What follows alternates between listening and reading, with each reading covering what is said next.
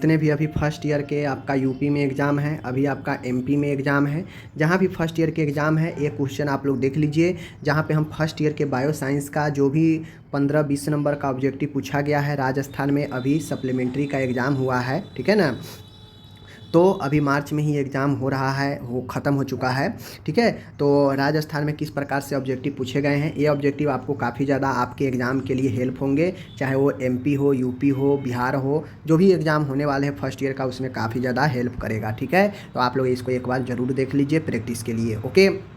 देखिए यहाँ पे सबसे पहले फिलअप जो है यहाँ पे पूछा गया है मैं चुनने वाला एमसीक्यू, ठीक है। देखिए बाएं फुफ्फुस में उपस्थित खंडों की संख्या है, यानी number of lobe present in left lung, यानी जो लेफ्ट लंग है, जो बायां जो फेफड़ा है उसमें कितने खंड होते हैं। देखिए लेफ्ट लंग में आपका जो है 2 खंड होते हैं। कितने खंड होते हैं? 2 खंड, याद रखिएगा। आपका राइट आंसर 2 होगा, ऑप्शन सी। आगे मैं देखता हूँ कि सर्वग्राही रक्त समूह कौन सा होता है। देखिए यूनिवर्सल रिसिपेंट का बात कर रहा है, तो जो सबसे रक्त प्राप्त कर सकता है वो कौन सा समूह है? O positive, A B positive, A B negative, O negative. तो सबसे जो रक्त प्राप्त कर सकता है वो है A B positive. A B positive सबसे जो है रक्त प्राप्त कर सकता है, ठीक है।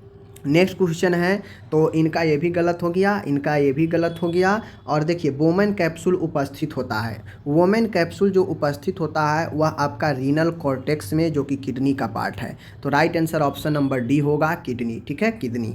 अब यहाँ पे देख लीजिए इनका ये भी गलत हो गया। तो इनका जो भी ये स्टूडेंट हमारे पास भेजे हैं, इनका तीनों जो है जो टिक का मारे हैं तीनों गलत है, समझ गए। राइट क्या होगा? इसका सी होगा, इसका आपका बी होगा और इसका डी होगा, ओके। आगे है दूसरा क्वेश्चन, देखिए फिल इन द ब्लैंक है, 4 नंबर का पूछा गया है। देख लीजिए चारों में क्या है। शरीर की सबसे बड़ी ग्रंथि, largest gland of body, liver होगा। यकृत, ये भी सही लिखे हैं। कहता है destruction of old RBC occurs in, मतलब आरबीसी जो पुराना हो जाता है उसका नष्ट कहाँ पे होता है? तो आपको पता है स्प्लीन जो होता है, प्लीहा जिसे हम लोग बोलते हैं, स्प्लीन में नष्ट हो जाता है आरबीसी। तो ये आरबीसी ही भर दिए हैं, गलत हो गया इनका। बोन्स आर डैश टिश्यू, यानी जो हड्डी है वह कौन सा ऊतक है? हड्डी कौन सा ऊतक है? तो हड्डी अपना जो है कनेक्टिव टिश्यू है, संयोजी ऊतक है, ठीक है। हड्डी क्या है? कनेक्टिव टिश्यू है, ओके।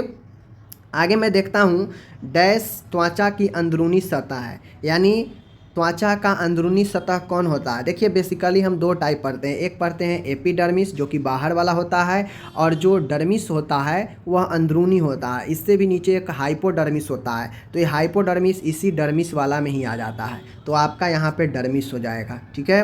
तो देख लीजिए जो भी लोग ये फिल किए हैं चारों में आपको आता है या नहीं आता है। आगे मैं बढ़ता हूँ, ट्रू फॉल्स है, 4 यहाँ पे ट्रू फॉल्स पूछा गया है, देख लीजिए। कहता है लाइसोसोम को कोशिका का शक्ति गृह कहा जाता है, गलत। लाइसोसोम को हम लोग क्या बोलते हैं? कोशिका का आत्महत्या की थैली बोलते हैं, जबकि यहाँ पे पावर हाउस क्या होगा? माइटोकॉन्ड्रिया होगा। तो पहला जो है अपना गलत हो गया, जबकि ये सही मारे हैं। ऊतकों को अध्ययन को हिस्टोलॉजी कहा जाता है, बिल्कुल कहा जाता है, ये सब पढ़ा चुके हैं, सही है। Pulmonary artery carries impure blood, आपको मैं कितना बार बता चुका हूँ कि आर्टरी के केस में सिर्फ पल्मोनरी, सिर्फ धमनी वाला ही, सिर्फ फेफड़ा वाला ही एक ऐसा धमनी है जो इम्प्योर ब्लड को ले जाता है, ठीक है। तो ये सही हो जाएगा। बाकी जितने भी आर्टरी है सब शुद्ध ब्लड ले जाता है, सिर्फ पल्मोनरी आर्टरी ही इम्प्योर ब्लड ले जाता है, ठीक है। प्लेटलेट रक्त का थक्का बनाने के लिए आवश्यक है। जो प्लेटलेट है क्या वो रक्त को क्लॉट करता है? तो बिल्कुल क्लॉट करता है, ये आप ध्यान में रखिए इसको, ठीक है। तो ऑप्शन नंबर आपका ए सही हो गया, ए सही है, ए सही है, एक आपका यहाँ पे गलत है, ओके। तो इस प्रकार से मैं आपको ये बता दिया। आगे यहाँ पे देख लीजिए 4 मैचिंग पूछा है, ठीक है। तो टोटल 15 नंबर का ऑब्जेक्टिव यहाँ पे पूछा जाता है, आप लोगों को बहुत ज़रूरी है, ज्ञान वाला है, देख लीजिए। कहता है एस्पिलिन, एस्पिलिन का रिलेशन किससे है? तो आपको पढ़ाए थे हम कि एस्पिलिन एक प्रकार का लिम्फ ऑर्गेन है। क्या है? एस्पिलिन एक प्रकार का आपका लिम्फ ऑर्गेन है, ओके।